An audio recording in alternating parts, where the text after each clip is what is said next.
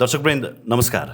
र hitman र agent lima जस्ता उपनामले चिनिएका पूर्व र agent तथा एनएसजी कमान्डो भारतका उत्तराखण्डका लक्ष्मण सिंह बिष्ट अर्थात् लकी बिष्टले गत डिसेम्बर 12 तारिकका दिन नवभारत टाइम्सलाई दिएको एक अन्तर्वार्ताको यो क्लिप अहिले निकै भाइरल भइरहेको छ। 12 तारीख है ना सर, तो मैं आपको ये बोल रहा हूँ सर कि आपको एक शॉकिंग लगेगा। आप अभी कुछ दिन के बाद एक और न्यूज़ सुन लेंगे कि नेपाल की गवर्नमेंट गिरने वाली है सर। आपको बहुत अभी शायद मैं चला जाऊंगा यहाँ से और आपको मेरा एक शॉकिंग याद आएगा कि लक्की बिष्ट क्या बोल कर गया सर। आप नोट करिए, विद इन आपको बहुत जल्दी 10 दिन 15 दिन के अंदर खबर आने वाली है, नेपाल की फिर से गवर्नमेंट गिर रही है जो 2 महीने पहले बनी थी। उनले खुलेआम केपी ओली नेतृत्वको वर्तमान सरकार 1 महिनाभित्र ढल्ने दाबी गरेका छन्। उक्त भिडियोको 59औं मिनेटमा उनले म 12 तारिखमा यो भन्दैछु, यो कुरा दुनियाँको कुनै न्युजपेपरमा आएको छैन, अहिलेसम्म 20, 15, 25 दिन 1 महीनामा नेपालको सरकार ढल्दैछ। 12 तारीख को ये कह रहा हूं, ये दुनिया के किसी न्यूज़पेपर में नहीं आ रखा सर अभी तक। नहीं यार, अब वर्ल्ड का कोई भी न्यूज़पेपर उठा के देख लो, लेकिन मैं आपको आज यहाँ कह रहा हूं कि 20 दिन 15 दिन 25 दिन 1 महीने के अंदर नेपाल की गवर्नमेंट गिर रही है सर। यसअघिका कतिपय अन्तर्वार्ताहरूमा उनले आफू रको एजेन्ट रहँदा विभिन्न देशमा काम गरेको र नेपालमा समेत नक्कली भारतीय नोट कारोबार बन्द गराउन तथा ठुलो गिरोहलाई समात्न आफूले काम गरेको बताएका थिए। जेल के अंदर मैं आपको बताऊं कि जेल के अंदर आपको एक 100 रुपये कमाने वाला आदमी भी मिलेगा और जो 100 करोड़ कमाता है वो भी मिलेगा। जेल में हर वैरायटी हर तरह का आदमी मिलेगा। तो वहाँ भी आपने कोई ऑपरेशन चलाया या आपको किसी ने रिक्रूट करने की कोशिश करी? नहीं सर, देखो जेल में रिक्रूट तो क्या है, जो मैंने आपको बोला कि मेरी अगली बुक आ रही है उसका एक अगला चैप्टर है करेंसी के उधर, फेक करेंसी के ऊपर। तो ये पूरा का पूरा जो हमने नेटवर्क तोड़ा, ये जेल के अंदर से इस नेटवर्क को पूरा तोड़ा। जो लाल मोहम्मद को नेपाल के अंदर किसी ने मारा, जो पूरी ISI की फंडिंग को इंडिया के अंदर करता था, तो इसका जो मेन काम हुआ, सक्सेस काम हुआ, वो जेल के अंदर से ही हुआ। उनले नामै नली नेपालका सञ्चार उद्यमी जमीम शाहको हत्या आफूले गरेको दाबी पनि गरेका थिए। एक दिन इनपुट मिल गया कि यार सुबह सुबह डेली वो टेनिस खेलने जाता है अर्ली मॉर्निंग, ठीक है, उसका डेली का रूटीन है, उसका हर रूटीन को फॉलो कर रहे थे, ठीक है। फिर एक दिन अर्ली मॉर्निंग सुबह गए। अब सुबह जाने के बाद मैं और मेरा साथी था, अब मुझे बाइक चलानी थी। अब मुझे बाइक के ऊपर थोड़ा सा भरोसा नहीं हुआ क्योंकि कई टाइम के बाद मैं बाइक चला रहा था और मुझे लगा यार मैं एकदम से चला पाऊंगा नहीं चला पाऊंगा करके।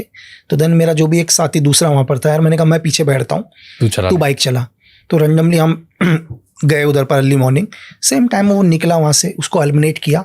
जैसे ही एलिमिनेट किया उसको, एलिमिनेट मतलब कैसे खत्म किया उसको? गोली से? हाँ, गोली से खत्म किया। और देन वापस आए तो पीछे उसका एक बैग रखा हुआ था और जैसे उसको किया, उसकी गाड़ी टकराई एक खंबे से, मिट्टी का है क्या, पत्थर का, बिजली का खंबा था, उससे टकराया। तो पीछे का दरवाजा हल्का सा हुआ, तो पीछे एक बैग था क्रिकेट का टाइप का। तो मैंने बोला अरे देखे तो सही क्या है करके, कुछ और तो नहीं हो? तो देखे तो उसमें तो उस देश की करेंसी थी सर भाई, पूरी की पूरी भरी हुई थी करेंसी, ठीक है। उनले प्रस्तुत गरेका सबै विवरण शाहको हत्या प्रकरणसँग हुबहु मेल खाने किसिमका छन्। त्यति मात्रै नभएर देशकै राजधानी काठमाडौँ नजिकै गोठाटारमा समसाझै भएको लाल मोहम्मद हत्या प्रकरणको योजना पनि आफूहरूले जेलभित्रै बसेर बनाएको उनले यसअघिको अन्तर्वार्तामा खुलाइसकेका छन्। इंडिया के अंदर कुछ पैसा आ रहा था, लेकिन लाल जो एक मेन एक्यूज्ड है इसका, लाल मोहम्मद, उस तक हम पहुंच नहीं पा रहे थे। तो पहली बार पता चला कि एक जेल के अंदर जो उसका खास आदमी हो जेल में, खास तो क्या बोलेंगे, 10वें 15वें नंबर पर लगा लो तो भी खास ही है। तो वहाँ तक पहुँचे और पहुँचने के बाद पहले तो दोस्ती हुई उससे। बहुत पूजा पाठ वाला आदमी था साला, 8-8 घंटे तक तो पूजा ही करता था, ठीक है, जेल के अंदर भी मतलब बढ़िया।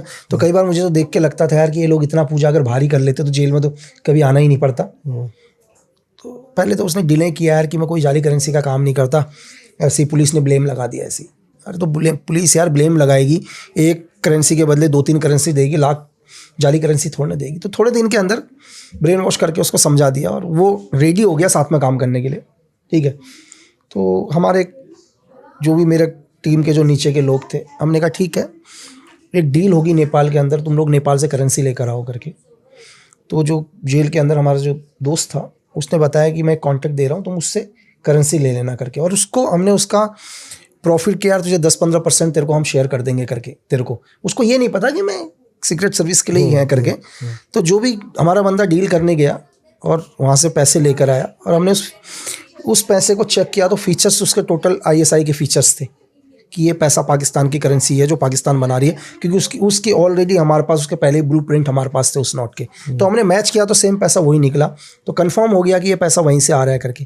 ठीक है, इसके बाद हमने सेकंड बड़ी डील करी वहाँ से, दूसरी डील भी रहे, ऐसे कंटिन्यू हम लोग डील करते रहे, क्योंकि हमारे को एक बहुत बड़ी डील करनी थी मेन आदमी तक पहुँचने के लिए, लाल मोहम्मद। ठीक है, लाल मोहम्मद तक पहुँचने के लिए। और एक ऐसा वक्त आ गया कि इतनी बड़ी डील करने के लिए खुद लाल मोहम्मद को आना पड़ा।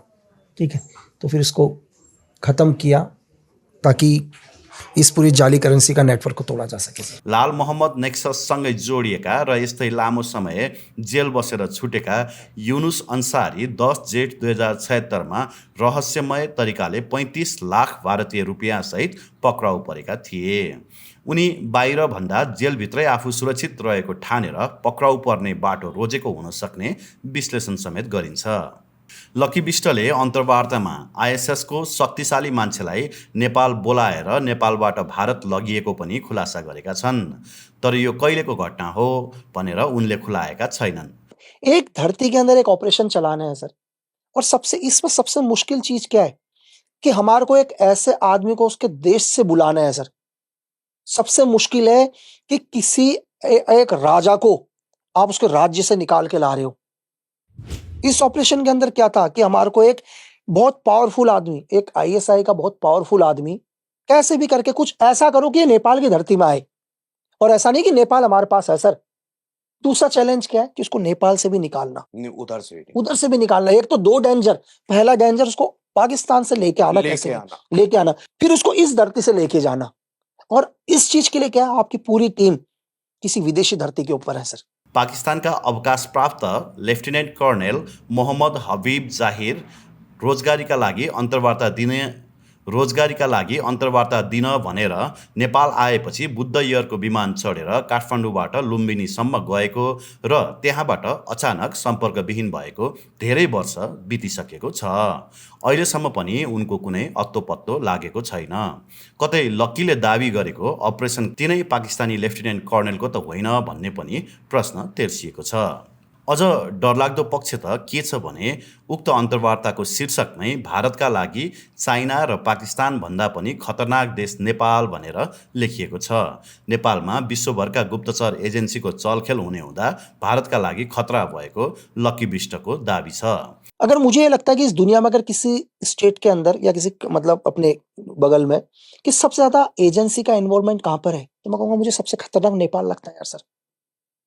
एक एजेंसी के पॉइंट ऑफ व्यू से, एक सिविल आदमी के पॉइंट ऑफ व्यू से नहीं। सिविल लोग तो डेली नेपाल में जाते हैं, कैसीनो के अंदर गेम खेल के आते हैं बिल्कुल। मैं बात कर रहा हूँ एक एजेंट के लिए। मैं आपको ये बताऊं कि नेपाल में कुछ ऐसे लोग हैं कि जस्ट उनके पास खाने के लिए रोटी नहीं है सर, वो 20 लाख की बाइक में घूम रहे हैं, स्पोर्ट्स बाइक में। वो पैसा कहां से आ रहा है उनके पास? टोटल हर एजेंसी का इन्वॉल्वमेंट मिलेगा आपको। पूरी MSS वहां मिलेगी, पूरी आपको CIA पूरी वहां पर मिलेगी, आपको ISI पूरी वहां पर मिलेगी, आपको FSB मिलेगी, MI पूरी। मैं कह रहा हूं कि साला नेपाल में जितने लोग नहीं, एजेंट उससे ज्यादा है नेपाल के अंदर। नेपालको संविधान 2072मा नेपालको सार्वभौम सत्ता र राजकीय सत्ता नेपाली जनतामा निहित रहेको छ भनेर स्पष्ट लेखिएको छ। तर नेपाली जनतामा निहित रहेको सार्वभौम सत्ता र राजकीय सत्ता हुँदाहुँदै पनि नेपालको सरकार परिवर्तन गर्न कसरी एउटा विदेशीले ठाडो चुनौती दिन सक्छन्? मैंने 12 तारीख को ये कह रहा हूं, ये दुनिया के किसी न्यूज़पेपर में नहीं आ रखा सर अभी तक। अब वर्ल्ड का कोई भी न्यूज़पेपर उठा के देख लो, लेकिन मैं आपको आज यहाँ कह रहा हूं कि 20 दिन, 15 दिन, 25 दिन, 1 महीने के अंदर नेपाल की गवर्नमेंट गिर रही है सर। इस दुनिया की सबसे महंगी चीज है इन्फॉर्मेशन सर। तो मैं आपके न्यूज के लिए पहले देख बता के जा रहा हूं। आप बोलोगे 12 तारीख को कोई बोल कर गया था और 1 महीने में नेपाल की गवर्नमेंट गिर गई सर। कहां से मिलती है इन्फॉर्मेशन? सूत्र नहीं बताए जाते हैं। बारम्बार मिडियामा आएर नेपाल सन्दर्भ लकी बिष्टले किन ओकलिरहेका छन् भन्ने कुरो बडो रहस्यमय छ।